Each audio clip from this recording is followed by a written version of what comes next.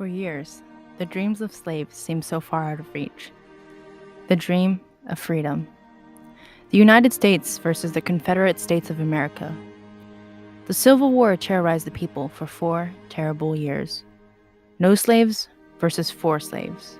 Prior to the Civil War, the South primarily produced cotton and tobacco, while the North was heavily industrialized and did not have a heavy use for slaves.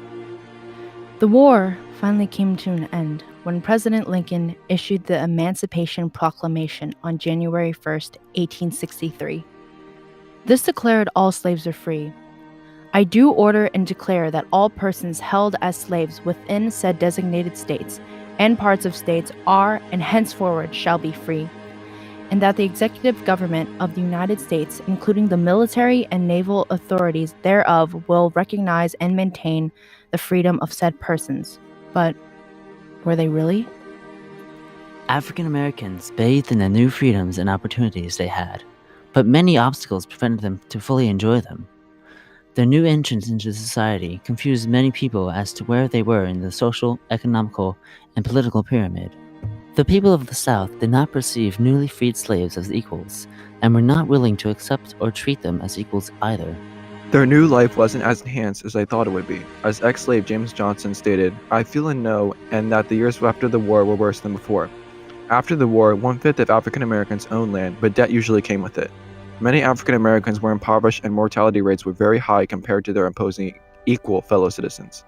Their economic status was still very different. For every 1,000 African Americans, 30 would die, versus 17 out of every 1,000 for the white population. Following the Civil War, Black Americans were counted as a whole person with freedoms, and not 3/5 of the person. They made up a large number of the population and became very involved in politics on local, state, and national levels.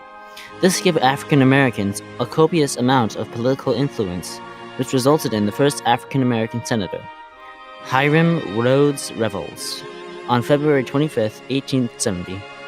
Benjamin S. Turner, Robert C. D. Large, Josiah T. Walls, Jefferson F. Long, Joseph Rainey were the accompanying House of Representatives.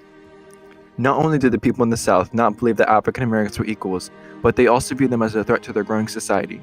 The people of the South believed they needed to act to save their race. White supremacists created hate groups such as the White League, the KKK, and the White Camellia to restore white supremacy in the South. Not only did the people in the South not believe that the African Americans were equals, but they also viewed them as a threat to their growing society. The people of the South believed they needed to act to save their race.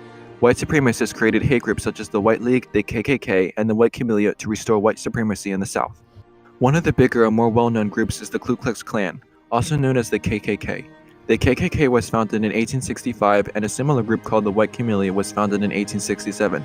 Both of these groups terrorized African Americans and Republican voters with violent acts. A lesser-known group called the White League was formed later in 1874. Once the group invaded the town of Coushatta and terrorized authorities while the Louisiana state senator was in New Orleans. The group demanded that the authorities surrender, and then killed 6 white Republicans and 22 black men. Although certain states had different black codes, all of them consisted of segregation between white and colored. It prevented African Americans to be in certain areas without permission and separated the races concerning everyday objects and locations, like where to sit on the bus, which fountain to drink at, or where you receive your education. An infamous case by the name of Plessy versus Ferguson set the standard for most segregation laws, separate but equal.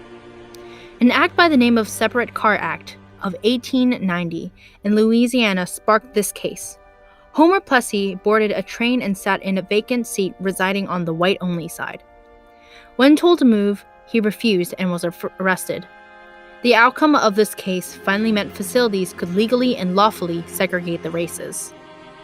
Were the dreams of freed slaves achieved? As you can see, the reality is far off from the dream of true peace and freedom, where the African American people still face many great challenges such as their economic status, restrictions, and hate groups. Was this the answer that the newly freed African Americans had been hoping for?